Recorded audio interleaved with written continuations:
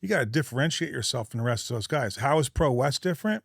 Our materials are way fucking cheaper than anybody else is getting them for, right? By a lot.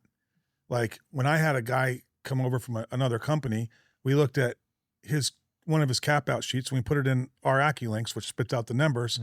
And we said, if you ran the same job through Pro West, it would have been 3 extra grand in your fucking pocket. Yep.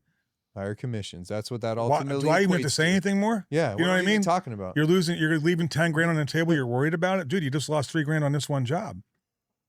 So that's kind of a big way. And I think like we put, people, there's this kind of social media thing going on right now where people are kind of bashing private equity.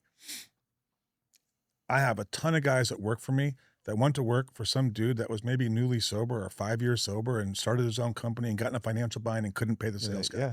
Will never fucking happen with private equity. Stability. We got an $8 billion fund that invested in us. They're not going anywhere, right? That's one way. When you're selling, we recently did I think it's the Hilton in Tucson.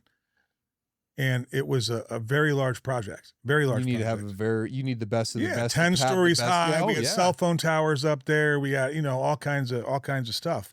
I got the call on that and I gave that lead to a couple of guys that have been with us forever, Jimmy and Tom. They ended up closing the deal down. It wasn't like a complete handoff, like they had to fucking work for it. That was a tough sale. And they did that and they chopped up 600 grand on one commission. Awesome. I'll tell you this. I've seen the AccuLinks and the sales boards for at least a half a dozen of our competitors. And the number one sales guy at all these other companies is always the owner. There is no fucking way. I see it. I have a hotel job come to me that I'm going to go take that and go put that 600 grand in my pocket. I'm building a business. Yeah. I'm not trying to build my bank account. Yeah. Dude, how are you not reinvesting in your team? And you wonder why you're not breaking past a certain barrier. And I think that stuff is very evident.